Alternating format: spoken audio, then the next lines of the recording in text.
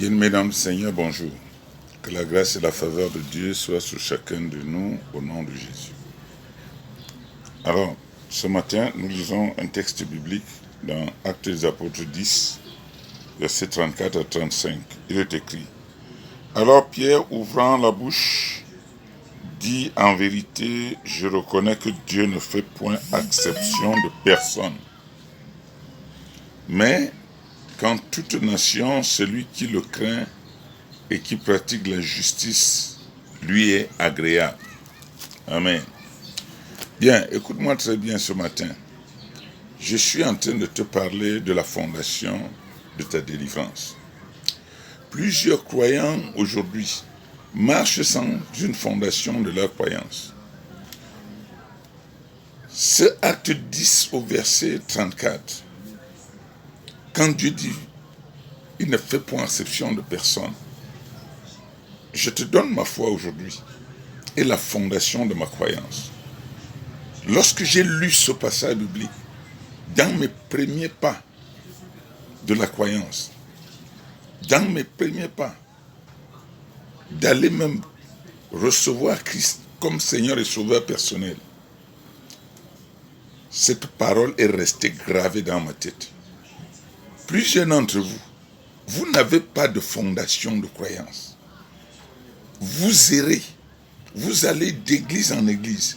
Les prophéties, soi-disant prophéties, vous transportent pour courir d'église en église, de pasteur en pasteur, de prophète en prophète, d'évêque en évêque, d'évangéliste en évangéliste. Et en tout cela, vous ressortez, vous reprenez votre ancienne vie. Ceux qui me connaissent savent que depuis que je suis dans l'église, j'ai jamais mis le pied dehors. Ça fait au moins 34 ans aujourd'hui. J'ai dit au moins 34 ans. Parce que là, j'ai eu la fondation. Lorsque j'ai lu ce passage biblique, j'ai eu la méditation, la révélation qui m'est venue à l'intérieur. Ce que Dieu ne fait exception de personne. J'ai compris que moi, dans mon iniquité, comme Paul, si je viens à Dieu, Dieu peut faire de moi ce qu'il a fait dans la vie de Paul. Et je n'avais pas besoin de courir après les pasteurs, après les évangélistes, après les prophètes, après tout ceci, cela. Non, je comprenais que c'est Dieu qui garde l'homme. C'est Dieu qui fait toutes choses dans la vie de l'homme. C'est pourquoi il a bien dit au verset 35 que quelqu'un qui lui est agréable, Dieu est avec celui-là. Comprends-moi très bien. Qu'est-ce qui te dérange? Tu as quel verset de fondation dans ta vie? Tu as quel passage biblique qui fonde ta croyance? Tu n'en as aucun. Et ce verset m'est calé dans l'esprit, dans le cœur, dans la tête. Chaque fois que je peux même lever la voix, je dis: tu ne fais exception de personne. Cela suppose bien que dans ma souffrance, dans ma difficulté, je regarde Paul, je regarde celui qui a eu ce problème. Je dis: si Dieu l'a délivré, Dieu peut me délivrer. Toi, tu regardes qui? Tu ne regardes personne. Tu cours à tout vent. Tu es partout à la fois. Et tu n'es nulle part. Tu es bousculé par le vent. Et tu deviens un mauvais croyant. Tu deviens un croyant vacillant. C'est pourquoi il est difficile de voir un dans une même église pendant 20, 30 ans. Parce que ce sont des chrétiens qui courent à tout vent.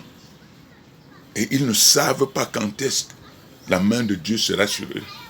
Et ils vont bien chercher des superflus. Dieu a voulu que je le cherche en tâtonnant. Si je suis dans l'autre église, je le cherche en tâtonnant. Si je suis dans l'autre, je cherche en tâtonnant. Bien-aimé frère, tu n'as rien compris de la foi. La foi doit avoir une fondation. Et cette fondation doit être une parole que Dieu t'a donnée, que Dieu t'a révélée et qui maintient la bonté de Dieu dans ta vie, qui maintient la force de Dieu dans ta vie, qui maintient la puissance de Dieu dans ta vie. Alors quelle est la parole que Dieu t'a révélée? Voilà la parole qui me garde. Et devant toute situation dans ma vie, je me réfère à cette parole. C'est déjà ancré dans mon esprit. Je veux que toi, tu sois de la même façon. Je veux que tu sois la même personne que moi. Je veux que tu sois solide comme moi. Oui, 34 ans, ce n'est pas 32 jours. Ce n'est pas 30 jours. Ce n'est pas 30 heures. Non, je dis 34 ans. Et je demeurerai dans la maison du Seigneur jusqu'à ce qu'il revienne. Parce que j'ai une fondation. Quand je relis cela, je suis très heureux. Il dit, alors Pierre, ouvrant la bouche, dit en vérité, je reconnais que Dieu ne fait point exception de personne, mais qu'en toute nation, celui qui le craint et qui pratique la justice lui est agréable. Alléluia. Tu as vu cette femme qui était atteinte d'une perte de sang depuis 12 ans, qui avait suivi Jésus à cause de son problème. Écoute, qu'est-ce qui fonde ta force, ta foi?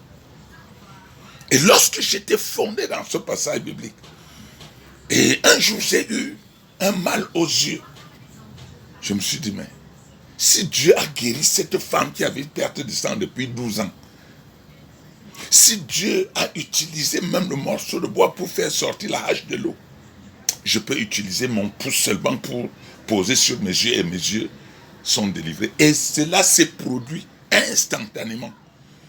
Alors toi, tu marches de pasteur en pasteur, de serviteur. Tu n'as pas un seul guide spirituel. Tu as tous les guides spirituels de ta vie. Et tu ne fais absolument rien. Tu n'avances point. Tu ne progresses point. Ta situation reste la même. Tu n'es jamais délivré parce que tu cherches le sauveur ailleurs. Dieu est dans sa parole. Cherche un passage. Dis à Dieu, révèle-moi ce qui va fonder ma foi. Et tu verras que Dieu va te révéler.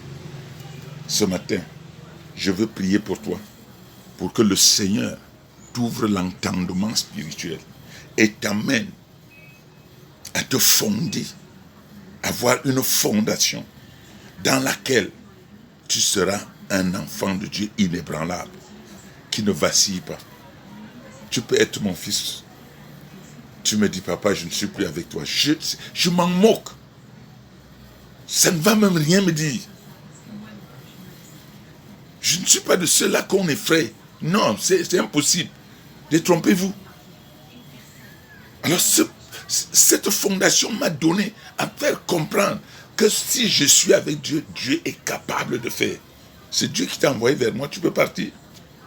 Selon ton orgueil, ça te regarde, ça ne me concerne pas.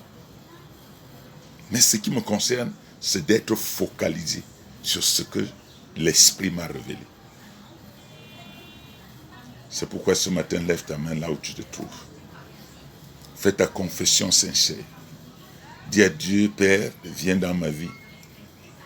Révèle-moi la fondation de ma vie comme tu as révélé à ton serviteur, afin que moi aussi je sois digne de te servir, digne de persévérer dans ta maison, avec intégrité, dignité et loyauté, au nom puissant de Jésus-Christ de Nazareth.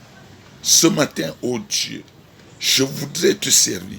Je voudrais être ton enfant. Je voudrais marcher avec toi. Marcher dans la dignité. Marcher dans la loyauté. Marcher dans la fidélité. Mais Seigneur, viens au secours de mon iniquité. Viens au secours de mon ignorance. Viens au secours de mes péchés. Je sais que toi tu rachètes. Je sais que tu délivres. Je sais que tu libères. Que la grâce soit sur moi et que ta faveur inonde mon cœur pour me donner une fondation de vie, une fondation de victoire, une fondation de grandeur. Au nom puissant de Jésus-Christ, donne-moi cette révélation dans un passage qui va me permettre de fonder ma foi et de marcher avec toi au nom de Jésus-Christ, de marcher avec toi dans la sincérité, dans le bonheur, dans le succès, dans la protection, dans l'élévation, au nom puissant de Jésus-Christ, car Seigneur, ce que tu dis, tu as accompli.